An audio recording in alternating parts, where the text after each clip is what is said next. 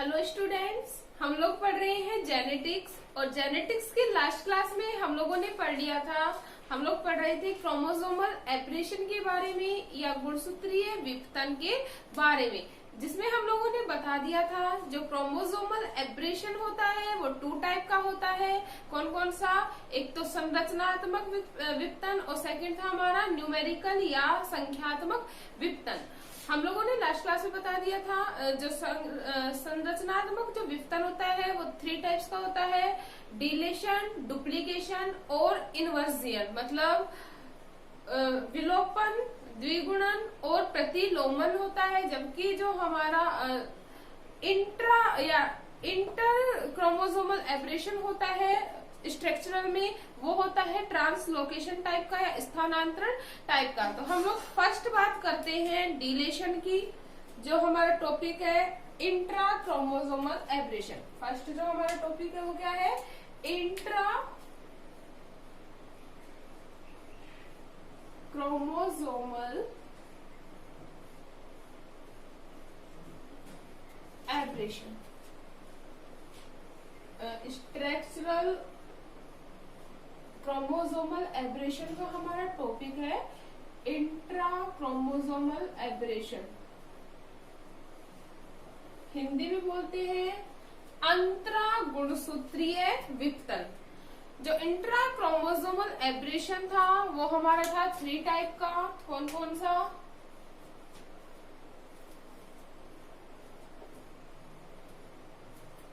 Deletion या विलोपन, second था डुप्लीकेशन या द्विगुणन और थर्ड हमारा था इन्वर्जन या प्रतिलोमन। फर्स्ट हम लोग बात करते हैं डिलेशन की या विलोपन की। फर्स्ट जो है हमारा वो क्या है? डिलेशन या विलोपन की। तो जो डिलेशन होता है, जैसा कि नाम है बेसिकली विलोपन, इसमें क्या होता है, जो गुणसूत्र का एक खंड होता है वो टूटकर अलग हो जाता है, जिससे जो गुणसूत्र की जो जीन होते हैं उसकी संख्या में क्या आ जाती है या उसकी संरचना में क्या हो जाती है? परिवर्तन आ जाता है। इसे ही क्या कह रहे हैं? डिलेशन। डिलेशन का मतलब ही क्या है? विलोपन, मतलब गायब हो जाना। गायब कैसे होगा? गुणसूत्र से कोई खंड टूट कर क्या हो जाएगा?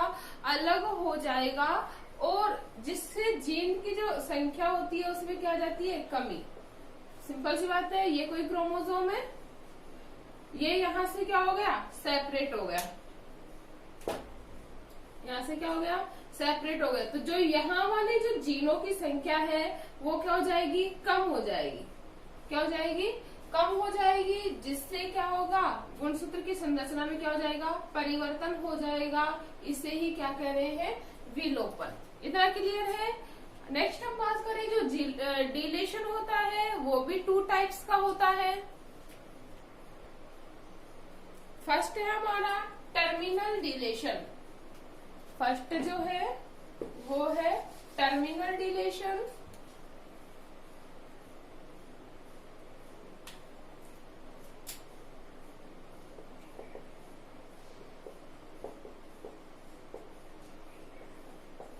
Terminal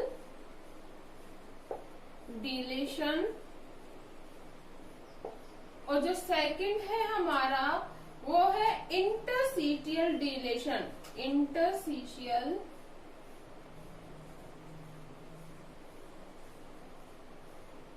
deletion.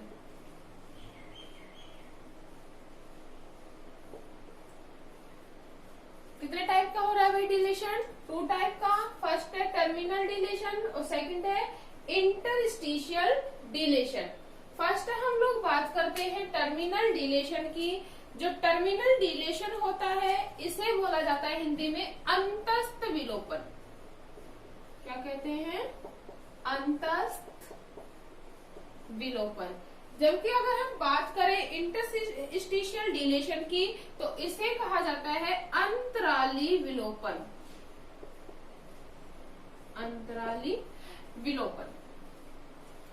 फर्स्ट हम बात कर रहे हैं किसकी, टर्मिनल डिलेशन की। तो जो टर्मिनल डिलेशन होता है वो यह होता है कि इस प्रकार के डिलेशन में गुणसूत्र का खंडन एक छोर से हो जाता है, मतलब एक छोर पर उपस्थित गुणसूत्र का जो टुकड़ा होता है, एक किनारे से जो गुणसूत्र होता है उसका क्या हो जाता है, विलोप हो जाता है। इसे ही क्या कहेंगे, टर्मिनल डिलेशन। जैसे हम बात कर सकते हैं, ये कोई क्रोमोसोम है तो यहाँ से अगर वो किनारों से क्या हो रहा है, उसका डिलेशन हो रहा है या वो विलोप हो रहा है, तो वो कौन सा कहलाएगा, टर्मिनल डिलेशन। क्लियर है, मतलब किनारों से क्या हो रहा है, उसकी गुणसूत्र की संख्या में कमी। सेकंड अगर हम बात करें इंटरस्टिशियल डिलेशन की, तो जो इंटरस्टिशियल डिलेशन होता है वो ये क्या होता है, गुणसूत्र में सेंट्रोमियर क्या होता है, सेंट्रोमियर। तो सेंट्रोमियर और किनारे से पहले अगर यहाँ पे क्या हो रहा है, डिलेशन हो रहा है, यहाँ पे गुणसूत्रों के खंड का विलोप हो रहा है, तो इस प्रकार का जो डिलेशन होगा वो कहलाता है इंटरस्टिशियल डिलेशन। क्या कहलाएगा, इंटरस्टिशियल। मतलब जो टर्मिनल डिलेशन होता है, टर्मिनल का मतलब है क्या है, किनारे से जब गुणसूत्र का कोई खंड विलोप हो रहा है तो उसे टर्मिनल डिलेशन कहेंगे।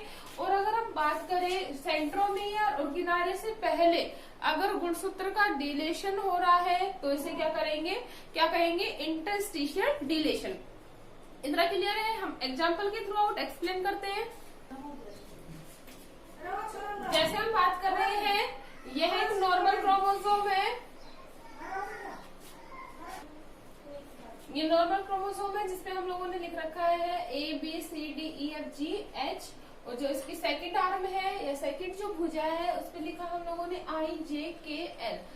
अगर हम बात करें इंटरस्टिशियल डिलेशन की, तो वी ऑल नो दैट जो इंटरस्टिशियल डिलेशन होता है वो सेंट्रोमियर और जो टर्मिनल एंड है उसके बीच में होता है।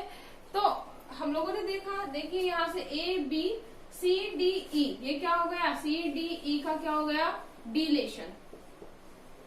क्या हो गया, CDE का डिलेशन हो गया, मतलब मध्यस्थ जो पार्ट है, मिडिल जो पार्ट है उसका क्या हो गया, डिलेशन हो गया, बाकी सारा सीक्वेंस सेम होता है। ठीक है, तो इसे क्या कहेंगे, इंटरस्टिशियल डिलेशन। मतलब अगर बीच वाले पार्ट का डिलेशन हो रहा है क्रोमोसोम के, तो इस प्रकार का जो डिलेशन होगा वो क्या कहलाएगा, इंटरस्टिशियल डिलेशन।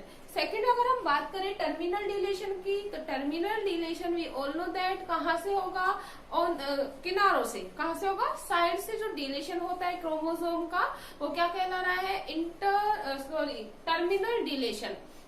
तो हम लोग देख सकते हैं यहाँ पर ABC का क्या हो गया, ABC पार्ट का डिलेशन हो गया,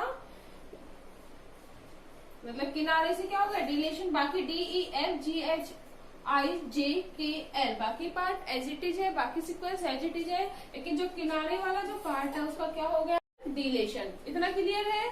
नेक्स्ट हम बात करते हैं डिलेशन के जो इफेक्ट पड़ते हैं उसकी।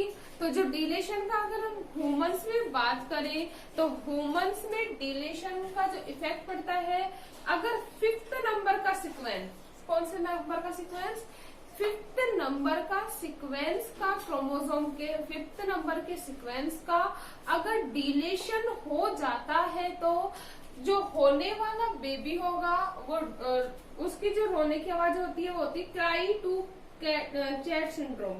क्राई टू कैट सिंड्रोम कौन सी डिजीज हो जाती है, क्राई टू कैट सिंड्रोम। मतलब जो शिशु होगा उसमें 5th नंबर के क्रोमोसोम का या 5th नंबर का क्रोमोसोम का डिलेशन, क्रोमोसोम के पार्ट का डिलेशन हो जाने की वजह से उसकी जो रोने की आवाज होती है वो किस प्रकार की होती है, बिल्ली के रोने की आवाज जैसी होती है। तो ये ह्यूमंस में डिलेशन का क्या है, एब्रेशन है। सेकंड अगर हम बात करें डिलेशन के इफेक्ट की, तो जो डिलेशन होता है उसका यूज किया जाता है जीन मैपिंग या जीन की स्टडी में।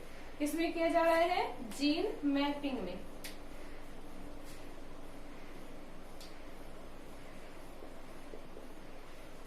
जीन मैपिंग में इसकी स्टडी की जाती है।